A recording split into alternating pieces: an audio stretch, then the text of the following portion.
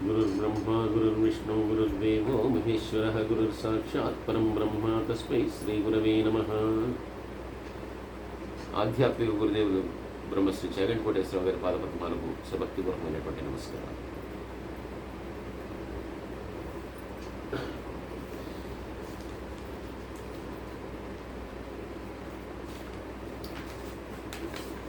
శివపురాణాంతర్గతంగా ఈ పార్వతీ కళ్యాణం అనేటటువంటి ఘట్టాన్ని చెప్పుకుందాం అనుకున్నామండి. ఈ పార్వతీ కళ్యాణం అనేటటువంటి ఘట్టాన్ని చెప్పుకుందాం. ఇది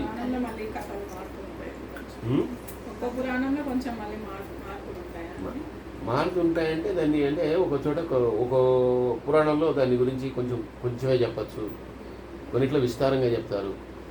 ఇప్పుడు ఏదైనా మా ఇంట్లో విషయాలు కనుక్కోవాలనుకోండి, మమ్మల్ని కనుక్కుంటే యథాతథస్థమైనటువంటి స్థితి వస్తుంది. పక్క వాళ్ళని కనుక్కుంటే ఏదో వస్తుంది. అది ఇది వస్తుందని చెప్పలేము.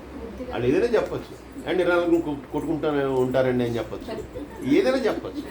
మా ఇంట్లో ఉంటే కనుక యథాతథమైనటువంటి స్థితి వస్తుంది. అలాగే రామాయణం అంటే వాల్మీకి మహర్షి రచించినటువంటి రామాయణం. ఎందుకంటే సాక్షాత్తు ఆ బ్రహ్మదేవుడు ఆయనకి అటువంటి ఒక శక్తినిచ్చాడు, అందుకని వాల్మీకి మహర్షి రాశాడు. మిగిలిన వాళ్ళు ఎంతోమంది రాస్తారు. ఇప్పుడు నేను కూడా ఒక రామాయణం కూర్చొని రాశాను అనుకోండి, అది రామాయణాలు అవుతుంది. ఆయన వీక్షించి రాసినటువంటి వాడు మహానుభావుడు.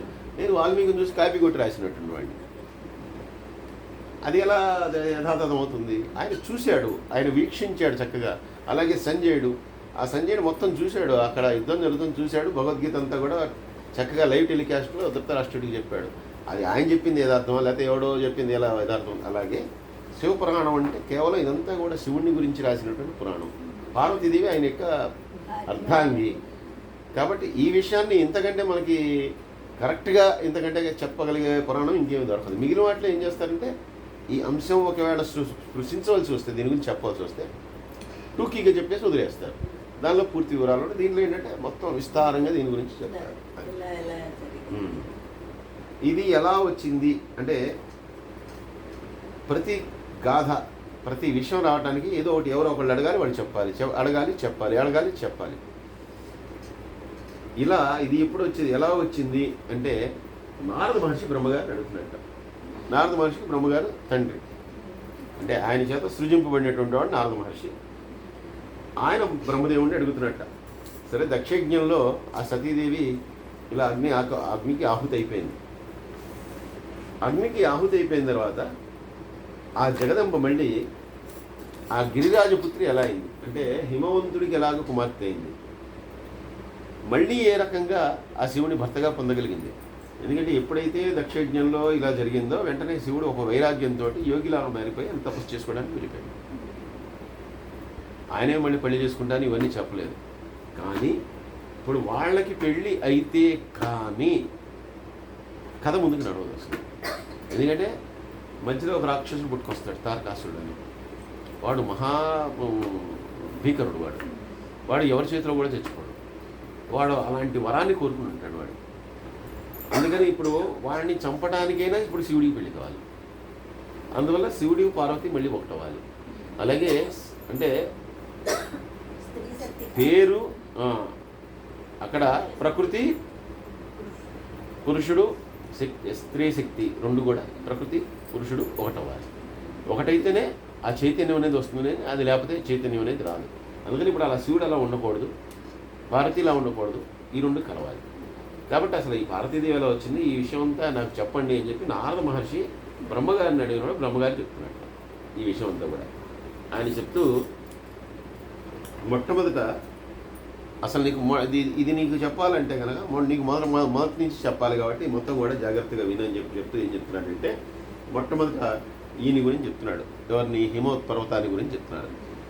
మనకి ఏవైతే పర్వతాలు కానీ నదులు కానీ ఈ వృక్షాలు కానీ ఏవైతే ఉన్నాయో ఇవన్నీ కూడా వాటిని ఒక స్వరూపంలో అంటే అవి కూడా ఒక మనలాంటి దేహము కలిగినటువంటి ఆత్మ కలిగినటువంటి వీటి కిందే మనం భావిస్తాం, ప్రాణుల కిందే వాటిని భావిస్తాం. కానీ కేవలం అది రాళ్లను రప్పలను పండలను అని చెప్పి మన శాస్త్రం అయితే చెప్పట్లేదు.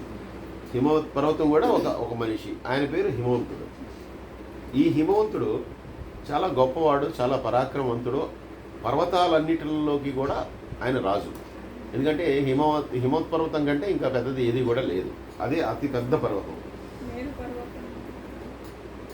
పెద్దదంటే మీకు ఇది అన్ని రకాలుగా వైశాల్యంలో కానీ అలాగా మేరు పర్వతం పొడుగు బాగా అది అలా అది ఓన్లీ అది టాలెస్ట్ అనమాట. ఇది అన్ని రకాలుగా చాలా పెద్దది. అంటే దానిలో ఉండేటటువంటి మన వనమూలికలు కానీ రత్నరాశులు కానీ ఇవన్నీ కూడా ఆ పర్వతంలో విశేషం ఏంటంటే అనేకమైనటువంటి రత్నాలకి నిలయంట.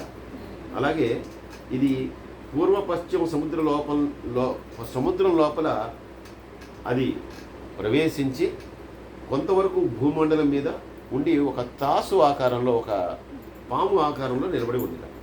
అలాగే అనేక రకాలైనటువంటి శిఖరాలతోటి అనేకమైనటువంటి విచిత్రమైనటువంటి శోభలతోటి అది విరాజిల్లుతూ ఉంటుందిట. ఇదేంటంటే కొన్నిటి యొక్క ఎండ్ అనేది తెలియదు, అది చివరి అంతం ఎక్కడైంది అనేది తెలియదు. అలాంటి వాటిలో ఇలాంటివన్నీ కూడా కొన్ని, ఎందుకంటే కొంత దూరం వెళ్ళిన తర్వాత ఇంకా అది ఛేదించి ముందుకు వెళ్ళడానికి సాధ్యం కాదు. అటువంటి పర్వతాల్లో ఈ హిమవత్ పర్వతం ఉంటుంది. అలాగే పేరుకు తగ్గట్టే ఇది హిమానికి భాండాగారం, అంటే హిమం అంటే ఐస్, మంచుకి కూడినటువంటిది. అలాగే ఈ పర్వతాన్ని ఆశ్రయించి అనేకమైనటువంటి ఋషులు కానీ సిద్ధులు కానీ వాళ్ళందరూ కూడా గొప్ప తపస్సు చేసుకుంటూ ఉంటారు. అలాగే పరమేశ్వరుడికి అత్యంత ప్రీతిపాత్రమైనటువంటిది ఈ పర్వతం. ఈ హిమవత్ పర్వతం దాటితేనే ఆయన ఇల్లు కైలాసం ఉంటుంది అని చెప్పి మనకి చెప్తూ ఉంటారు. అందువల్ల ఈ హిమవత్ పర్వతం ఏదైతే ఉందో ఇది అత్యంత పవిత్రమైనటువంటిది. ఆ హిమవంతుడు ఎవరైతే ఉన్నాడో ఆయన చాలా పరాక్రమవంతుడు, అందరికంటే కూడా గొప్పవాడు. అలాగే పర్వతాలన్నిటికీ కూడా ఆయన పర్వతరాజు. ఈ పర్వతం ఎవరైనా సరే ఆ పర్వతం మీద తపస్సు చేసుకున్నా, లేదంటే ఆ పర్వతం మీదకి వెళ్ళి భక్తిగా ధ్యానం చేసుకున్నా, ఏం చేసినా కూడా వాళ్ళని పావనం చేస్తుంది. అంతేకాకుండా వాళ్ళకి కావాల్సినటువంటి సిద్ధినంతా కూడా ప్రకాశిస్తుంది. అంతేకాకుండా సర్వాంగ సుందరంగా రమణీయంగా ఉండేటటువంటి పర్వతం ఈ హిమవత్ పర్వతము. అటువంటి ఈ హిమవత్ పర్వతం దగ్గరికి ఒకసారి కొంతమంది దేవతలందరూ కూడా వెళ్ళారట. వెళ్ళి ఒక దేవకార్యం జరగవలసి ఉంది. ఆ దేవకార్యం జరగాలంటే కనుక నీకు వివాహం కావాలి, అందుకని నువ్వు పెళ్లి చేసుకో అని చెప్పారట. ఆయన అన్నట్ట, తప్పకుండా చేసుకుంటాను, కానీ ఎవరిని చేసుకోవాలి, నన్ను ఎవరు వివాహం చేసుకుంటారు, నేనంటే హిమవంతుడిని కాబట్టి హిమవంతుడు అని మళ్ళీ అనుకుంటే కనుక అత్యంత శీతలమైనటువంటి వాడు కాబట్టి ఇప్పుడు నన్ను ఎవరు పెళ్లి చేసుకుంటారు, నేనెవరిని పెళ్లి చేసుకోవాలి, ఎవరి వల్ల ఈ కార్యం జరగబోతుంది, ఈ దైవ కార్యం జరగబోతుంది, కాబట్టి దాన్ని మీరు చెప్తే కనుక మీరు దాన్ని చెప్పండి, తప్పకుండా నేను చేస్తాను అని చెప్పాట. వాళ్ళనట పితరులు అంటే మనకి పితృదేవతలు, పితరులు. మనకి దేవతలు ఎలా అయితే ఉన్నారో పితరులు అనేటటువంటి వాళ్ళు ఉంటారు. వాళ్ళు పితృదేవతలందరికీ కూడా వాళ్ళ ఆధీనంలో ఉంటారన్నమాట. అంటే మన పితృదేవతలందరూ కూడా ఆ పితరులకు కూడా దేవతలకి ఎటువంటి స్థానం అయితే కల్పించబడిందో దానితో సమానమైనటువంటి స్థానం వారికి కూడా ఇవ్వబడింది. వారిని కూడా అంత గొప్పగా వారిని కూడా పూజిస్తారు. ఇప్పుడు ఆ పితరులకి ఉన్నటువంటి కన్య, ఆమెను నువ్వు వివాహం చేసుకోవాలి, ఆ పితరుల యొక్క కుమార్తెను నువ్వు వివాహం చేసుకోవాలి, ఆమె పేరు మేనక అని చెప్పారట. సరే, ఇది దైవ కార్యం కాబట్టి తప్పకుండా మీరు చెప్పిన దాన్ని నేను చేస్తాను అని చెప్పి హిమవంతుడు ఒప్పుకున్న తర్వాత వెంటనే ఆ మేనకతో బ్రహ్మాండంగా వివాహాన్ని జరిపించారట. ఈ మాట చెప్పగానే మళ్ళీ నారదుడు అడుగుతున్నాడు, అసలు ఆ పితరుల యొక్క కుమార్తె అయినటువంటి మేనకనే ఎందుకు వివాహం చేస్తున్నాడు, ఆవిడతోనే ఎందుకు ఈ దైవకార్యం జరగాలి, అసలు ఆవిడనే వివాహం ఎందుకు చేస్తున్నాడు అంటే ఆ సందేహం నాకు కలుగుతోంది, దాన్ని తొలగించండి అని. ఆ అమ్మాయిని ఎందుకు చేసుకోవాలి, ఎవరినైనా చేసుకోవచ్చు కదా, వీళ్ళు పర్టికులర్గా ఆ అమ్మాయిని చేసుకోమని చెప్పారు, ఆ అమ్మాయినే చేసుకున్నాడు అంటే దాని గురించి చెప్తున్నాడు. దక్ష ప్రజాపతికి మొత్తం 60 మంది కూతుర్లు. అంటే మీరు ఆ రోజు నేను ఈ సతీదేవి మనం చెప్పుకోలేదు, ఏదో కథ చెప్పుకుంటూ చంద్రుడి గురించి కథ చెప్పుకుంటూ 27 మంది కుమార్తెలు, కేవలం 27 మంది కాదు, 27 మంది మళ్ళీ సతీదేవి వాళ్ళు కాకుండా మొత్తం 60 మంది కుమార్తెలండి. ఎందుకంటే కేవలం సంతానాన్ని, ఈ సృష్టిని పెంచడానికి ఆయన యొక్క అవతారం. ఆ దక్ష ప్రజాపతిని ఆయన బ్రహ్మగారు సృష్టించారనమాట. మైథున సృష్టి అనేది అక్కడి నుంచి స్టార్ట్ అయింది. అంటే మనం ఎలా అయితే మనం అందరం కూడా పుట్టామో అదంతా కూడా అక్కడి నుంచి ప్రారంభమైంది. మళ్ళీ కొంత సంకల్ప సృష్టి ఉన్నా కూడా ప్రధానమైన కారణం దక్ష ప్రజాపతి అక్కడి నుంచి మొదలైంది. ఈ 60 మందిలో అనేక మంది కశ్యపుడు వీళ్ళందరూ కూడా, అంటే దితి అదితి వీళ్ళందరూ కూడా ఆయన యొక్క సంతానమే. వీళ్ళకి ఇలా ఉన్నటువంటి 60 మందిలో స్వధ అనేటటువంటి ఒక అమ్మాయి ఉంది. స్వధ ఈ స్వధ అనేటటువంటి ఆమె యొక్క వివాహము పితరులతోటి జరిగింది. వాళ్ళకి ఇచ్చి వివాహం చేశారు ఈవిడ్ని. అందుకే ఏదైనా పితృకార్యం చేసినప్పుడు తర్పణ ఇచ్చాడు, స్వధానమసి తర్పయామి అంటారు. అంటే స్వధ అనేటటువంటిది పితరులకు సంబంధించినటువంటి మంత్రం, స్వాహ అనేటటువంటిది దేవతలకు సంబంధించినటువంటి మంత్రం. దేవతలకి యజ్ఞాలు యాగాలు ఏది చేసినా కూడా స్వాహ అంటూ ఉంటారు, ఇక్కడే స్వధ అంటుంటారు. సో ఈ స్వధ అనేటటువంటి ఆమెని వీళ్ళకిచ్చి వివాహం చేశారట. ఈ స్వధ అనేటటువంటి ఆమెకి వివాహం చేసిన తర్వాత, వాళ్ళతో వివాహం చేసి ఆ పితరులకి ఇచ్చి వివాహం చేసిన తర్వాత, ఈ స్వధ అనేటటువంటి ఆమె ద్వారా వాళ్ళకి 3 కుమార్తెలు పుట్టారు. మళ్ళీ ఒక ఆవిడ పేరు మేనక, హిమవంతుడికి పెళ్లి చేసింది ఆవిడతోటి. ఒక ఆవిడ పేరు ధన్య, ఇంకో ఆవిడ పేరు కళావతి. వీళ్ళందరూ కూడా పితరుల యొక్క మానసిక పుత్రికలు అని చెప్తున్నారు. అంటే మానసిక పుత్రికలు అంటే కేవలం సంకల్ప మాత్రము చేత పుట్టినటువంటి వాళ్ళు, వాళ్ళకి మనలాంటి పుట్టుకలు కావు, నో ఫిజికల్ టచ్, అటువంటి వాటితో పుట్టినటువంటి వాళ్ళు కాదు, సంకల్పం చేత మాత్రమే జయించినటువంటి వాళ్ళు. వాళ్ళనే అయోనిజలు అంటారు. సీతాదేవి కూడా అలా వచ్చినటువంటి ఆవిడ. సో అయోనిజలు అంటారు. వీళ్ళందరూ ఏంటంటే కేవలం లోక వ్యవహారం కోసం, అంటే ఎవరికో ఒకరికి పిల్లలుగా ఉండాలి కదా, అందుకోసం మాత్రమే ఆ స్వధాపుత్రికలుగా చెప్పబడతారు. కానీ యథార్థానికి ఎవరు పుత్రికలు కాదు, వాళ్ళు మానసపుత్రికలు. వాళ్ళందరూ కూడా వాళ్ళు సంకల్పం చేత జన్మించినటువంటి వాళ్ళు. అమ్మ నాన్న ఎవరంటే ఎవరు లేరు, కానీ ఏదో ఒక కేర్ ఆఫ్ అడ్రస్ ఉండాలి. దానికోసం ఈవిడ స్వధ, ఆవిడ తల్లి, పితరులు వాళ్ళ యొక్క తండ్రులు. సరే, ఈ 3 పేర్లు ఏవైతే ఉన్నాయో, ఈ మేనక, అలాగే ధన్య, అలాగే కళావతి అనే వీడి పేరు, 3వ పేరు కళావతి. ఈ 3 పేర్లు తలుచుకున్నంత మాత్రం చేతే మానవులందరూ కూడా గొప్ప ధన్యతను పొందుతారట. ఎందుకంటే అంత పవిత్రమైనటువంటి వాళ్ళు మానసపుత్రులు. అంటే వాళ్ళందరూ కూడా కేవలం సంకల్పం మీద జన్మించేటటువంటి వాళ్ళందరూ కూడా చాలా గొప్పవాళ్ళు. అలాగే ఈ 3 కూడా పరమ యోగినులు, జ్ఞానసిద్ధులు, జ్ఞానం కలిగినటువంటి వాళ్ళు. అలాగే వాళ్ళు ముల్లోకాల్లో ఎక్కడికైనా కూడా వాళ్ళు వెళ్ళగలరు, వాళ్ళు రాగలరు, వాళ్ళంతా వాళ్ళే రాగలరు. వాళ్ళు ఎక్కడికైనా వెళ్ళటానికి ఎవరు దానికి చూడక్కర్లేదు, ఎవరు తీసుకెళ్ళక్కర్లేదు. 3 లోకాలు కూడా వాళ్ళు చరించగలిగినటువంటి ఇది వస్తుంది. అటువంటి 3 కూడా ఎక్కడికైనా వెళ్ళగలరు. కాబట్టి ఒకసారి ఆ విష్ణు భగవానుడి దగ్గరికి వెళ్ళారు. వెళ్ళి ఆయనకి స్తోత్రపాఠాలు చేశారు. అక్కడ ఉన్నారు. అక్కడ ఆయన ఆ ప్రాంతం అంతా కూడా క్షీరసాగరము అదంతా కూడా వాళ్ళకి బాగా నచ్చి ఆ ప్రాంతంలో అక్కడే ఉన్నారు. విష్ణువు దగ్గర కేవలం వీళ్ళే కాకుండా అనేక మంది ఆయన దగ్గర బోల్డ్ మంది ఉంటారు. అలా ఉన్నటువంటి వాళ్ళు అనేక మంది యోగిజనులు, సిద్ధులు, మహానుభావులు వాళ్ళందరూ కూడా ఆయన్ని సేవిస్తూ అక్కడ ఉండిపోయారు. అదే సమయంలో సనకాది సిద్ధగణాలు, సనక సనందన మహామునులు అని చెప్పి, అలాగే సనత్ కుమారుడు, వీళ్ళందరూ బ్రహ్మగారి యొక్క మానసపుత్రులు. బ్రహ్మగారు తలుచుకోవటం వల్ల పుట్టినటువంటి వాళ్ళు వీళ్ళందరూ కంటే దేవతల కంటే అధికులు. వీళ్ళందరూ కూడా దేవతల కంటే ఇంద్రుడు కూడా నమస్కరించేంత గొప్పవాళ్ళు. వాళ్ళందరూ సాక్షాత్తు త్రిమూర్తులతో సమానమైనటువంటి వాళ్ళు అనమాట. వీళ్ళందరూ ఏంటంటే పుట్టుకతో వైరాగ్యంతో ఉన్నవాళ్ళు. ఇంకా వీళ్ళకి మళ్ళీ తర్వాత పెళ్ళిళ్ళు ఏమి ఉన్నది వాళ్ళందరూ. అలాగే సనకాది మహాములు ఉంటారు. మళ్ళీ వాళ్ళు వేరు. ఈ సనత్ కుమారుడు, సనక సనందాదులు వీళ్ళందరూ కూడా వేరు. వీళ్ళందరూ కూడా బ్రహ్మగారి యొక్క మానసపుత్రులు అనమాట.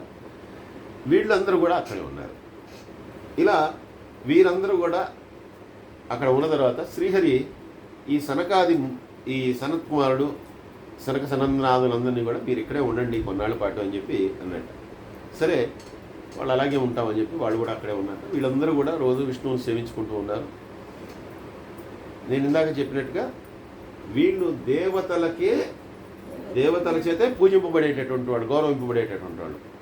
ఒకానొక రోజున వీళ్ళు ఈ సనకాది సిద్ధగణాలన్నీ కూడా వస్తున్నటువంటి సమయంలో మిగిలినటువంటి దేవతలు అక్కడ ఉన్నటువంటి సిద్ధులు కానీ యోగులు కానీ వాళ్ళందరూ కూడా లేచి నిలబడ్డారట. ఈ ముగ్గురు కన్యలు మాత్రం చూసి లేవలేదు.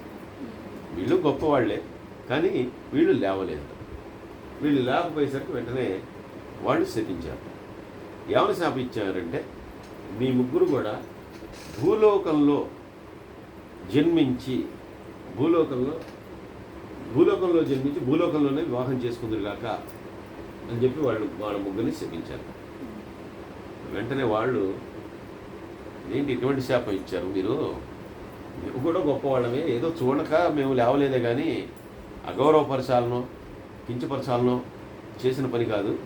అంటే ఇది బ్రహ్మగారి యొక్క మానసపుత్రులు సకల జ్ఞానులు అయినటువంటి మా నోటి నుంచి వచ్చిందంటే దీనికి ఏదో బలవత్తరమైన కారణం ఉంటుంది. ఏ కారణం లేకుండా ఏది జరగదు. శివుడి ఆజ్ఞ లేకుండా చీమైనా పుట్టదు. అంటే ఏదో కారణం ఉంటుంది ఈ శాపానికి. అందువల్ల ఈ కన్య ఈ శాపం ఏదైతే ఉందో అది ఒక వరంగా మారబోతుంది. ఎవరికి వరం? భూలోకంలో ఉన్నటువంటి వాళ్ళకి వరం, మిగిలినటువంటి వాళ్ళకి అందరికీ కూడా వరం. ఎలాంటి ఇదవుతుందంటే, ఈ మేనక అనేటటువంటి కన్య ఎవరైతే ఉన్నారో, ఈ ముగ్గురు కన్యలో మేనక అనేటటువంటి కన్య, ఈ కన్య భూమి మీద జన్మించడం ద్వారా హిమవంతుడి భార్య అవుతుంది. హిమవంతుడి భార్య అయి భూలోకంలో ఉంటుంది. భూలోకంలో ఉన్నప్పుడు సాక్షాత్తు పరమేశ్వరుని అర్ధాంగి అవుతుంది. అందుకోసం ఆవిడ భూమి మీదకి వెళ్ళాలి. పరమేశ్వరుడు హిమాలయాలకు వచ్చాడు. ఆయన అక్కడ కైలాసంలో కూర్చొని తపస్సు చేయట్లేదు. హిమాలయాలకు వచ్చి తపస్సు చేసినప్పుడే ఈవిడతో వివాహం అవుతుంది. కాబట్టి ఈవిడ కూడా భూమి మీదకి వెళ్ళాలి. అందుకని మేనకకి శాపం ఇలా వరం అవుతుంది. మేనకాదేవి ఆయనకి మరి వరమే కదా, మరి శివుడికి అర్ధాంగా అవుతుంది. ఆవిడ అంత గొప్పవాడు, పితరుల యొక్క కుమార్తె, ఆయనకి అర్ధాంగా అవుతుంది.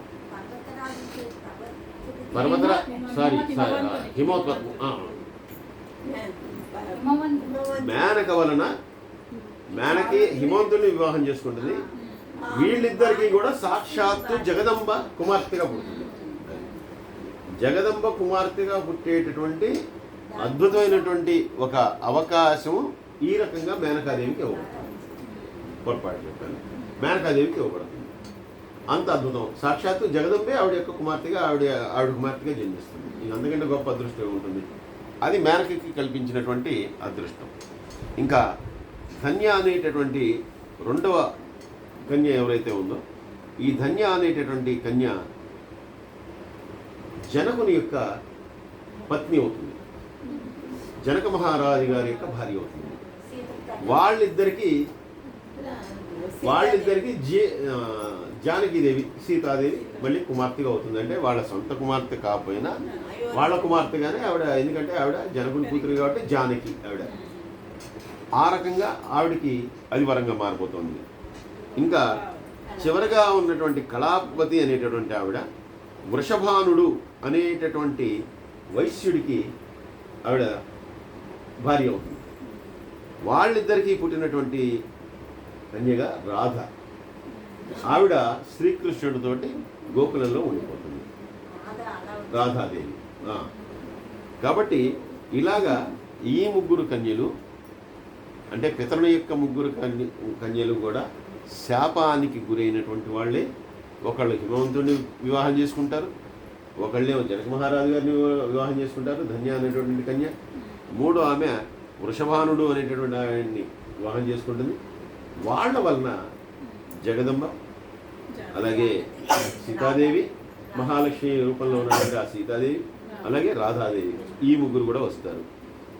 అందువల్ల ఈ శాపాన్ని గురించి మీ అందరూ కూడా చింతపడకండి అని చెప్పి పంపించి, అంతేకాదు ఏ జగదంబ అయితే ఇప్పుడు మేనకాదేవి యొక్క కుమార్తెగా ఉద్భవించబోతోందో ఆవిడ సాక్షాత్తు ఆ శంకరుడికి ప్రియపత్ని అవుతుంది. అలాగే ధన్యపుత్రిక అయినటువంటి ఆ సీతాదేవి రాముడి యొక్క భార్య అవుతుంది. ఇంకా రాధ గోలోకధామంలో నివసించేటటువంటి కృష్ణుడితో కూడి నివసించేటటువంటి ఆ రాధ శ్రీకృష్ణుడికి ప్రియురాలు అవుతుంది. ఈ రకంగా ఈ శాపం అనేటటువంటిది ఇలా వరంగా మారుతుంది అని చెప్పి ఈ సనత్కుమారుడు చెప్పి సోదరులతో కలిసి సనత్కుమారుడు, సనందుడు వీళ్ళందరూ తర్వాత అక్కడి నుంచి వెళ్ళిపోయారు. ఇలా వెళ్ళిపోయిన తర్వాత పితరుల యొక్క ఆ మానసిక పుత్రికలైనటువంటి ఈ ముగ్గురు కూడా సరే శాపం అనేటటువంటిది ఇవ్వబడిందని చెప్పి వాళ్ళు కూడా తిరిగి వాళ్ళ ఇంటికి వెళ్ళిపోయారు. మళ్ళీ నారదుడు అడుగుతున్నాడు, మేనక యొక్క పూర్వచరిత్ర గురించి చెప్తున్నారు, తర్వాత జరిగిన దాన్ని కూడా చెప్పండి అని చెప్పి మళ్ళీ అడుగుతున్నాడు. మళ్ళీ దాన్ని కొనసాగిస్తూ ఉన్నాడు అనమాట బ్రహ్మగారు. సరే వివాహం అయిపోయిన తర్వాత చాలా బ్రహ్మాండంగా వివాహం చేశారు. వివాహం చేసిన తర్వాత ఆ వివాహానికి విష్ణువు, బ్రహ్మగారు, శంకరుడు తప్పితే మిగిలినటువంటి దేవాదేవులు అందరూ వచ్చేసారట. ఆయన ఎందుకంటే ఆయన తపస్సులో ఉన్నాడు, ఆయన ఒక్కడు రాలేదు. ఇలా ఉన్న తర్వాత వాళ్ళందరూ కూడా వివాహం జరిగిందని చెప్పి ఈ హిమవంతుడిని వీళ్ళిద్దరిని కూడా ప్రశంసిస్తుంటే హిమవంతుడు వాళ్ళందరికీ పాదాలకి నమస్కరించుకుని, నాకు అదృష్టం ఇలా మీరు చెప్పి పలానా ఆవిడతో వివాహం చేసుకోమని నా వివాహాన్ని జరిపించారు. అంతేకాదు నా వివాహానికి మీ అందరూ రావటం, సాక్షాత్తు విష్ణువు, దేవేంద్రుడు, ఇలా అందరూ కూడా బ్రహ్మగారు మీ అందరూ రావటం కూడా నా అదృష్టం. ఈరోజు నా జన్మ ఏదైతే ఉందో అది సఫలమైంది. అలాగే నేను చేసినటువంటి తపస్సు కూడా ఫలించింది. అంతమంది దేవతలు వచ్చి ఒక్కసారిగా నా గృహాన్ని పావనం చేశారు, నా వివాహానికి వచ్చి నన్ను ఆశీర్వదించారు అని చెప్పి వాళ్ళందరినీ కూడా ఆయన ప్రసన్న చిత్తుడే వాళ్ళందరినీ కూడా వేడుకున్న తర్వాత వాళ్ళందరూ కూడా చెప్పారట, మేమందరం కూడా ఇక్కడికి వచ్చినటువంటి కారణం ఏంటంటే ఇప్పుడు వివాహమైనటువంటి మేనకాదేవి వలన మీకు ఒక కుమార్తె కలగాలి. ఎందుకంటే దక్షయజ్ఞంలో ఆ సతీదేవి ఆవిడ అగ్నికి ఆహుతి అయిపోయింది. అప్పటి నుంచి పరమేశ్వరుడు తపస్సులో ఉన్నాడు. ఇప్పుడు మళ్ళీ పరమేశ్వరుడికి వివాహం కావాలి. ఆయన వల్ల జరగాల్సినటువంటి కార్యక్రమాలు చాలా ఉన్నాయి. కానీ ఇప్పుడు ఆయన్ని ఆ తపస్సులో ఉన్నటువంటి వాడిని ఎవరు కూడా బయటికి తీసుకురాలేదు. ఆయన సుదీర్ఘమైనటువంటి తపస్సులోకి వెళ్ళిపోయాడు, జ్ఞానంలోకి వెళ్ళిపోయాడు. అందువల్ల మీ వల్ల కావాల్సినటువంటి ఇది ఉంది. అంతేకాదు ఆ రకంగా అదృశ్యమైపోయినటువంటి సతీదేవి ఎవరైతే ఉందో మళ్ళీ ఆవిడ శివుణ్ణి చేరుకోవాలి. కాబట్టి ఇదంతా జరగాలి. కాబట్టి ఇప్పుడు మీ ఇద్దరికి వివాహం జరిపించాం. కాబట్టి మీ ఇద్దరి వల్ల ఇదంతా జరగాలి అని చెప్పి అన్న తర్వాత సరే ఇప్పుడు నేనేం చేయాలి అని చెప్పి అడిగారు. అడిగితే మీ ఇద్దరు కూడా ఆ అమ్మవారిని ప్రార్థించండి, ఆ జగదమ్మని ప్రార్థించండి. జగదమ్మని ప్రార్థిస్తే కనుక ఆవిడ మీ యందు కరుణతోటి, మీ యందు అనుగ్రహంతో ఆవిడ మీకు కుమార్తెగా రావాలి. కాబట్టి మీ ఇద్దరు కూడా ఆవిడ్ని ప్రార్థించండి అని చెప్పి ఎలా ఆవిడ్ని ప్రసన్నరాలను చేసుకోవాలో అనేటటువంటి విషయాన్ని కూడా చెప్పారు. ఇప్పుడు వీళ్ళిద్దరూ కలిసి వెంటనే ఆ తపస్సు చేసుకోవడానికి వీళ్ళిద్దరు కూడా ఆ జగదమ్మని తపస్సు చేసుకోవడానికి వీళ్ళిద్దరు వెళ్ళిపోతారు. అలాగే ఇప్పుడు దేవతలు కూడా మరి వెళ్ళి చెప్పాలి. అందుకని దేవతలు కూడా ఆ జగదమ్మ దగ్గరికి వెళ్ళాక వెళ్ళి, అమ్మ నువ్వు మళ్ళీ ఆ శంకరుని చేరాలి, శంకరుని యొక్క శరీరంలో మళ్ళీ అర్ధభాగం అయిపోవాలి. ఎందుకంటే నువ్వు ఇలాగా శంకరుడు అలాగా విడివిడిగా ఉంటే కనుక లోక కళ్యాణం జరగదు. కాబట్టి మా మాట విని, లోక కళ్యాణం కోసం మా మాట విని మళ్ళీ నువ్వు మళ్ళీ ఈ రకంగా భూలోకంలో మేనకాదేవికి ఆ హిమవంతుడికి కుమార్తెగా వెళ్ళాలి. వెళ్ళిన తర్వాత ఆ పరమేశ్వరుని మళ్ళీ నువ్వు వివాహం చేసుకోవాలి. ఇది ఇలా జరగటం వల్ల మళ్ళీ లోక కళ్యాణం జరుగుతుంది. కాబట్టి దయచేసి మా ప్రార్థనను అంగీకరించి నువ్వు ఈ పని చేయమ్మా, మా ఎడల ప్రసన్నరాలు ఇక అని చెప్పి వీళ్ళందరూ కూడా ప్రార్థించిన తర్వాత తప్పకుండా సమయం వచ్చినప్పుడు నేను మళ్ళీ భూమి మీద ఆ రకంగా మేనకాదేవికి ఆ హిమవంతుడికి కుమార్తెగా నేను జన్మిస్తాను అని చెప్పి ఆవిడ వీళ్ళందరికీ కూడా అభయం ఇచ్చిన తర్వాత వీళ్ళందరూ కూడా కొంచెం తేలికబడినటువంటి మనస్సులతో వీళ్ళందరూ కూడా దేవతలందరూ కూడా తిరిగి వాళ్ళ ప్రాంతానికి వాళ్ళు వెళ్తారు. సర్వే జన సుఖంగా ఉంటూ, సంస్థలో కాసు సుఖంగా ఉంటూ స్వస్తి.